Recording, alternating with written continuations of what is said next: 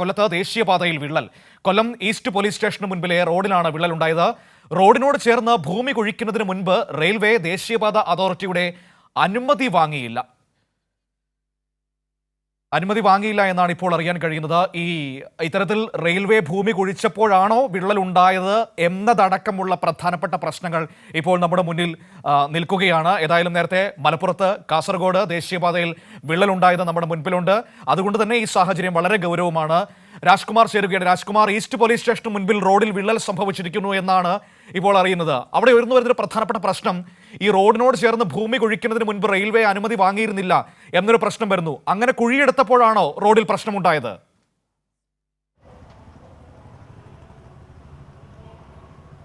തീർച്ചയായിട്ടും മനു, ഇത് വാക്കുകൾ പറയുന്നതിനേക്കാൾ നമുക്കിത് താഴെ കാണാം റോഡിൻ്റെ ഇവിടെ ഒരു വിള്ളൽ രൂപപ്പെട്ടിരിക്കുന്നത്. ഈ വിള്ളൽ എന്ന് പറയുന്നത് നിസ്സാരമായിട്ട് കാണാൻ കഴിയില്ല. ഇതിൻ്റെ തൊട്ടപ്പുറത്ത് ഭിത്തി, ആ ഭിത്തിയുടെ അപ്പുറത്തുള്ളതാണ് ഭീകരമായ ദൃശ്യം. അത് ചെറുതായിട്ട് നമുക്ക് ഇതിൻ്റെ ഒരു തകര ഷീറ്റിൻ്റെ അടിയിലൂടെ നമുക്കത് കാണിക്കാൻ പറ്റും. എത്ര ആഴത്തിലാണ് അവിടെ കുഴിയെടുക്കുന്നു എന്നുള്ളത് നമുക്ക് ചെറുതായിട്ട് കാണിച്ചു തരാൻ പറ്റും. അവിടെ ഇപ്പോൾ നിർമ്മാണം നടക്കുകയാണ് റെയിൽവേയുടെ. തൊട്ടടുത്ത് തന്നെ റെയിൽവേയുടെ 6 നില കെട്ടിടമുണ്ട്. അതിൻ്റെ തൊട്ടടുത്ത് മറ്റൊരു കെട്ടിടമുണ്ട്. എന്തായാലും അത് അവരെ ബാധിക്കുന്ന കാര്യം. പക്ഷേ ഈ ദേശീയപാതയുടെ രാജ്കുമാർ, അങ്ങനെയാണെങ്കിൽ ഇവിടെ മനസ്സിലാക്കേണ്ട ഒരു കാര്യം എന്ന് പറയുന്നത് മറ്റിടങ്ങളിൽ ഇപ്പോൾ സംഭവിച്ചതുപോലെ ഉണ്ടായൊരു വിള്ളലല്ല. അതിനപ്പുറത്തേക്ക് തൊട്ടപ്പുറേ റെയിൽവേ നടത്തിയ ആ വലിയ കുഴിയെടുക്കലിന്റെ ആഘാതത്തിലുണ്ടായൊരു പ്രശ്നമാണെന്ന് വേണമെങ്കിൽ പ്രാഥമികമായി പറയണം. വേണമെങ്കിലെന്നല്ല, പ്രാഥമികമല്ല, 100% അതിൻ്റെ പേരിൽ സംഭവിച്ചതാണ് ഇപ്പോഴുള്ള ഈ വിഷയം. ഇത് മാത്രമല്ല, നമ്മൾ അല്പം മുമ്പ് റെയിൽവേ ഈ NHന്റെ ദേശീയപാത അതോറിറ്റിയുടെ ഉദ്യോഗസ്ഥരുമായി സംസാരിച്ചിരുന്നു. അതിൽ ശ്രീ കെന്നത്ത് അദ്ദേഹം പറഞ്ഞത് ഇതുവരെ റെയിൽവേ അവിടെ ഈ കുഴിയെടുക്കുന്ന സംബന്ധിച്ച് നാഷണൽ ഹൈവേ അതോറിറ്റിയോട് അനുമതി വാങ്ങിയിട്ടില്ല. അനുമതി ഇല്ലാതെയാണ് ഈ നിർമ്മാണ പ്രവർത്തനങ്ങൾ നടക്കുന്നത്. നിർമ്മിക്കുന്നതിന് അവർക്ക് അവകാശമുണ്ട്, അല്ലെങ്കിൽ നിർമ്മാണ പ്രവർത്തനം നടത്തുന്നതിന് അവകാശമുണ്ട്. പക്ഷേ ഇതുപോലെ റോഡിൻ്റെ ഈ വശത്ത് ഇങ്ങനെ വലിയ കുഴിയെടുക്കുമ്പോൾ സ്വാഭാവികമായും അനുമതി വാങ്ങേണ്ടതുണ്ട്. സുരക്ഷാ ക്രമീകരണങ്ങൾ ഒരുക്കണം. പ്രത്യേകിച്ച് ഈസ്റ്റ് പോലീസ് സ്റ്റേഷന്റെ മുമ്പിലാണ്. ഇതുവഴിയുള്ള വാഹന ഗതാഗതത്തിന് നിയന്ത്രണം ഏർപ്പെടുത്തണം. ഇതിലെ ഹെവി വെഹിക്കിൾസ്, ടൺ കണക്കിന് 100ഉം 200ഉം ഭാരമുള്ള വലിയ വാഹനങ്ങൾ കടന്നുപോകുന്ന ഒരു വഴി കൂടിയാണ് ഇത്. നമ്മുടെ ചിന്നക്കടയിലുള്ള മേൽപ്പാലം വഴിയാണ് ഇങ്ങോട്ടേക്ക് ഇത് കടന്നു വരുന്നത്. സ്വാഭാവികമായിട്ടും അപകടം ഏത് സമയത്തും സംഭവിക്കാം. പ്രത്യേകിച്ച് ഇപ്പം മഴക്കാലത്തിൻ്റെ ഒരു സീസൺ കൂടിയാണ്. ശക്തമായ ഒരു മഴ ഉണ്ടായാൽ ഇവിടെ ഈ മണ്ണിടിച്ചൽ, മറ്റേത് അടിയിലേക്കുള്ളൊരു മണ്ണിടിച്ചലിനുള്ളൊരു സാധ്യത വളരെ കൂടുതലാണ്. കുറച്ചുകൂടി നമ്മുടെ മുൻ അനുഭവം വെച്ചിട്ട് ഈ വാർത്ത ഡെവലപ്പ് ചെയ്ത് വരുമ്പോൾ റെയിൽവേ കാണിച്ച ഈ പ്രവൃത്തി ഇല്ലാതാവുകയും ദേശീയപാതയുടെ മേൽ കുറ്റം വരികയും ചെയ്യും. അതിനാണിപ്പോൾ സാധ്യത കൂടുതൽ.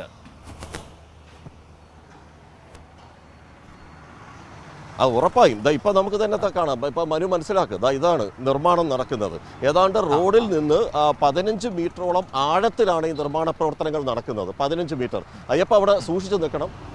അത് അപ്പുറം വശത്ത്, അതായത് ഇതിൻ്റെ താഴ്വശത്ത് ഇവർ ഇരുമ്പ് പട്ടകൾ, പ്ലേറ്റുകൾ കൊണ്ട് താൽക്കാലികമായ ഒരു സംവിധാനം ഒരുക്കിയിട്ടുണ്ട്. അങ്ങോട്ടേക്ക് ഈ നിർമ്മിക്കുന്ന തൊഴിലാളികളുടെ മീതെ ഈ മണ്ണ് വീഴാതിരിക്കാൻ അതും അവർ ചെയ്തിട്ടുണ്ട്. പക്ഷേ ഇതുവഴി കടന്നു പോകുന്ന, റോഡ് വഴി കടന്നു പോകുന്ന വാഹനങ്ങളുടെ ഭാരം നമ്മൾ നോക്കുമ്പോഴാണ് ഇത് പരിമിതമാണ് എന്ന് മനസ്സിലാവുന്നത്. ഇപ്പോൾ ഈ റോഡിൻ്റെ ഈ വിള്ളൽ മനസ്സിലാകാതിരിക്കാൻ വേണ്ടി അവർ മണ്ണിട്ട് ഈ ഭാഗത്ത് നികത്തിയിട്ടുണ്ട്. ഈ റോഡിൻ്റെ ഈ സൈഡിലെല്ലാം മൺകൂര കൊണ്ട് തീർത്തിരിക്കുകയാണ്. അയ്യപ്പ, ഇവിടെ ഇത് കാണി, നമുക്കിത് കാണാം. ഇവിടെ സാധാരണ ഇങ്ങനെ ഒരു സ്ലോപ്പ് ഉണ്ടായിരുന്നതല്ല. ഇവിടെ ഇപ്പോൾ സ്ലോപ്പ് ചെയ്തിരിക്കുകയാണ്. ഈ ഇടിഞ്ഞത് മനസ്സിലാകാതിരിക്കാൻ വേണ്ടി മാത്രം റെയിൽവേ ഇതിൻ്റെ കരാറെടുത്തിരിക്കുന്ന ഒരു തന്ത്രം. ഇതൊക്കെ ഈ മനുഷ്യജീവൻ വെച്ചിട്ടുള്ള ഒരു കളി മാത്രമാണ്. വികസനങ്ങൾ വേണം, ഉറപ്പായും എല്ലാം വേണം. പക്ഷേ എല്ലാം സുരക്ഷിതമായി വേണം എല്ലാം ചെയ്യാൻ. ഇത് നാളെയുടെ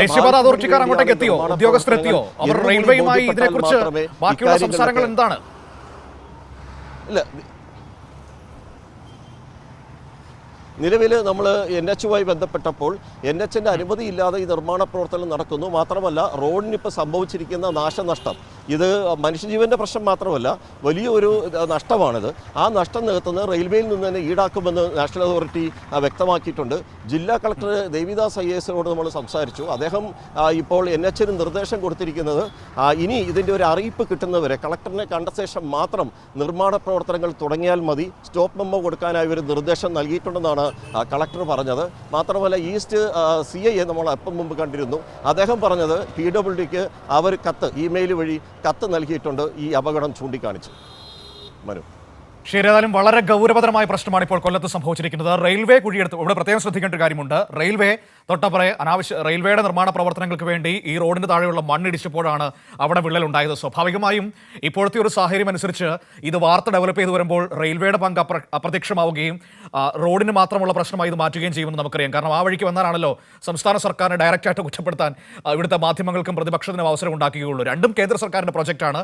പക്ഷേ ഇവിടെ ഭൂമി ഏറ്റെടുത്ത് കൊടുക്കുന്നത് സംസ്ഥാന സർക്കാർ ആയതുകൊണ്ട് തന്നെ നമുക്കറിയാം, കഴിഞ്ഞ ദിവസങ്ങളിലേക്ക് നിങ്ങൾ കണ്ടതാണ് സംസ്ഥാനത്തിൻ്റെ തലയിൽ കെട്ടിവെക്കാനുള്ള വലിയ ശ്രമങ്ങളെ. ഇവിടെയും അങ്ങനെയുള്ള ശ്രമം വരുമ്പോൾ സ്വാഭാവികമായി റെയിൽവേ കാണിച്ച ഈ തോന്നിവാസത്തിനെ മാറ്റി നിർത്തുകയും പകരം അത് ഏതെങ്കിലും വിധത്തിൽ സംസ്ഥാനത്തിൻ്റെ തലയിലേക്ക് കൊണ്ടുവരാനുള്ള വലിയ ഇടപെടലുകൾ നമുക്ക് പ്രതീക്ഷിക്കാവുന്നതാണ്. നമ്മുടെ മുൻ അനുഭവം വെച്ചിട്ടാണ് അങ്ങനെ ഒരു നിഗമനം നമുക്ക് പറയേണ്ടി വരുന്നത്. ഏതായാലും വളരെ ഗൗരവതരമാണ് അവിടെ പ്രശ്നം. നാഷണൽ ഹൈവേ അതോറിറ്റിയുടെ അനുമതി വാങ്ങാതെ, സുരക്ഷാ മുൻകരുതലുകൾ സ്വീകരിക്കാതെ റെയിൽവേ റോഡിന് കീഴിൽ നിന്ന് മണ്ണെടുക്കുകയായിരുന്നു അവരുടെ നിർമ്മാണ പ്രവർത്തനത്തിന് വേണ്ടി. ആ രീതിയിൽ ചെയ്തപ്പോഴാണ് അവിടെ വിള്ളലുണ്ടായതെന്നാണ് ഇപ്പോൾ പ്രാഥമികമായി മനസ്സിലാക്കാൻ വേണ്ടി കഴിയുന്നത്. ആ വിവരങ്ങളാണ് രാജ്കുമാർ തത്സമയം നമുക്ക് കൊല്ലം ഈസ്റ്റ് പോലീസ് സ്റ്റേഷന് മുൻപിലെ ദേശീയപാതയിൽ നിന്ന് നൽകിയത്.